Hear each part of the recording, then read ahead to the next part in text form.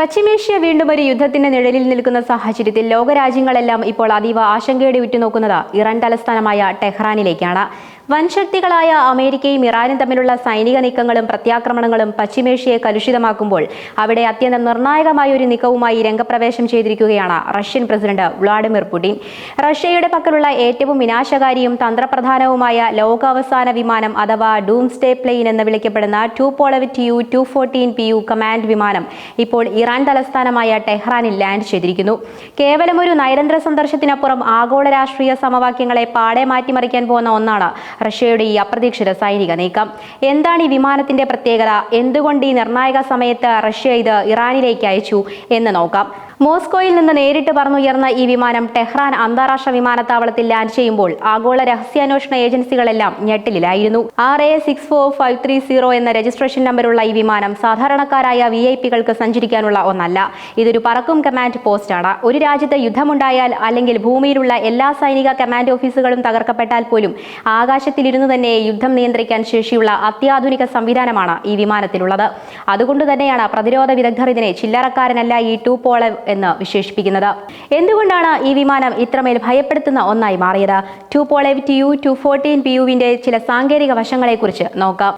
ആണവ യുദ്ധത്തെ പ്രതിരോധിക്കാനുള്ള ശേഷി, അതായത് ഒരു ആണവ യുദ്ധമുണ്ടായാൽ ഉണ്ടാകുന്ന അതിശക്തമായ റേഡിയേഷനുകളെയും വൈദ്യുതകാന്ത തരംഗങ്ങളെയും പ്രതിരോധിച്ച് ഉള്ളിലുള്ളവർക്ക് പൂർണ്ണ സുരക്ഷിതത്വം നൽകാൻ ഇതിന്റെ നിർമ്മിതിക്ക് സാധിക്കും. കൂടാതെ ഭൂമിയിലെ എല്ലാ ആശയവിനിമയ സംവിധാനങ്ങളും തകർന്നാലും റഷ്യയുടെ തന്ത്രപ്രധാനമായ ആണവ അന്തർവാഹിനികളുമായും സൈനിക കേന്ദ്രങ്ങളുമായും നിരന്തരം ബന്ധപ്പെടാൻ ഇതിലെ സാറ്റലൈറ്റ് സംവിധാനങ്ങൾക്ക് കഴിയും. റഷ്യയുടെ കൈവശം 2 എണ്ണം മാത്രം. ലോകത്തിലെ ഏറ്റവും വലിയ സൈനിക ശക്തികളിലൊന്നായ റഷ്യയുടെ പ്രതിരോധ മന്ത്രാലയത്തിന്റെ പക്കൽ ഇത്തരത്തിലുള്ള വെറും 2 വിമാനങ്ങൾ മാത്രമാണ്. അതിലൊന്നാണ് ഇപ്പോൾ റഷ്യ ഇറാനിലേക്ക് അയച്ചിരിക്കുന്നത് എന്നോർക്കണം. മാത്രവുമല്ല, ഭരണാധികാരികൾക്ക് സുരക്ഷിതമായി ഇരുന്ന് സൈന്യത്തിന് കൃത്യമായി നിർദ്ദേശങ്ങൾ നൽകാനും വ്യോമാക്രമണങ്ങൾ ആസൂത്രണം ചെയ്യാനും ഇതിനുള്ളിൽ സജ്ജീകരിച്ചിരിക്കുന്ന കമാൻഡ് കൺട്രോൾ റൂമിലൂടെ സാധിക്കും. ഇപ്പോൾ ഈ വിമാനം ഇറാനിലെത്തിയതിന് പിന്നിൽ എന്താണ്? പശ്ചിമേഷ്യൻ മേഖല നിലവിൽ കടുത്ത യുദ്ധഭീതിയിലാണ്. അമേരിക്കയും ഇറാനും തമ്മിലുള്ള ഒരു സംഘർഷം ചരിത്രത്തിലെ ഏറ്റവും രൂക്ഷമായ ഘട്ടത്തിലൂടെയാണ് കടന്നുപോകുന്നത്. ഇറാനിലെ പ്രധാന പമ്പിംഗ് സ്റ്റേഷനുകൾ അമേരിക്ക ബോംബിട്ട് തകർത്ത വാർത്തകൾ നാം കണ്ടതാണ്. ഇതിന് മറുപടിയായി കുവൈറ്റിന് നേരെ ഇറാൻ ഡ്രോൺ ആക്രമണം നടത്തുകയും അവിടെ വ്യോമ പ്രതിരോധ സംവിധാനങ്ങൾ സജീവമാകുകയും ചെയ്തിട്ടുണ്ട്. തുടരെയുള്ള ഈ ആക്രമണങ്ങൾ കാരണം ആഗോള വിപണിയിൽ എണ്ണ കുതിച്ചുയരുകയാണ്. ഹോർമുസ് കടലിടുക്ക് ഉൾപ്പെടെയുള്ള തന്ത്രപ്രധാന മേഖലകൾ നിശ്ചലമായിരിക്കുന്നു. ഇത്തരമൊരു നിർണായക പശ്ചാത്തലത്തിലാണ് റഷ്യ തങ്ങളുടെ ഏറ്റവും വിശ്വസ്തമായ അത്യാധുനിക കമാൻഡ് വിമാനം ടെഹ്റാനിൽ എത്തിച്ചിരിക്കുന്നത്. ഈ സന്ദർശനത്തിന്റെ ഔദ്യോഗിക വിവരങ്ങൾ പുറത്തുവിടാൻ ഇരു രാജ്യങ്ങളും തയ്യാറായിട്ടില്ലെങ്കിലും പശ്ചിമേഷ്യയിൽ ഒരു വലിയ യുദ്ധമുണ്ടായാൽ ഇറാനൊപ്പം റഷ്യ നേരിട്ട് പങ്കാളിയാകുമെന്ന ശക്തമായ മുന്നറിയിപ്പാണ് ഇതിലൂടെ പുടിൻ നൽകുന്നത്. റഷ്യയും ഇറാനും തമ്മിൽ വർദ്ധിച്ചുവരുന്ന പ്രതിരോധ സൈനിക സഹകരണത്തിന്റെ ഏറ്റവും ഒടുവിലത്തെ ഉദാഹരണമാണിത്. അമേരിക്ക തങ്ങളുടെ ആണവ കേന്ദ്രങ്ങൾ ആക്രമിച്ചാൽ പ്രത്യാഘാതം കഠിനകരമായിരിക്കുമെന്ന് റഷ്യ ഇതിനകം തന്നെ US-ന് മുന്നറിയിപ്പ് നൽകിയിട്ടുണ്ട്. ഇറാനെതിരായ നീക്കങ്ങളിൽ നിന്ന് വാഷിംഗ്ടൺ പിന്മാറണമെന്ന റഷ്യയുടെ കർശനമായ നിലപാടിന്റെ പശ്ചാത്തലത്തിൽ ഈ പറക്കും കമാൻഡ് പോസ്റ്റ് ടെഹ്റാനിലെത്തിയത് വെറും ഒരു സാധാരണ സന്ദർശനമല്ല.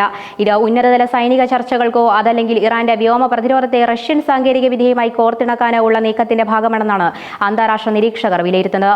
വരും ദിവസങ്ങളിൽ പശ്ചിമേഷ്യയിൽ എന്താണ് സംഭവിക്കാൻ പോകുന്നത് എന്നതിനെ ആശ്രയിച്ചിരിക്കും ലോകത്തിന്റെ സമാധാനം. അമേരിക്കൻ നീക്കങ്ങൾക്ക് തടയിടാൻ റഷ്യ തങ്ങളുടെ ഡൂംസ്ഡേ വിമാനം തന്നെ ഇറക്കിയ സാഹചര്യത്തിൽ മേഖലയിലെ യുദ്ധാന്തരീക്ഷം കൂടുതൽ സങ്കീർണമാവുകയാണ്. ഏത് നിമിഷവും എന്തും സംഭവിക്കാമെന്ന അവസ്ഥയിലൂടെയാണ് ഇപ്പോൾ പശ്ചിമേഷ്യ കടന്നുപോകുന്നത്.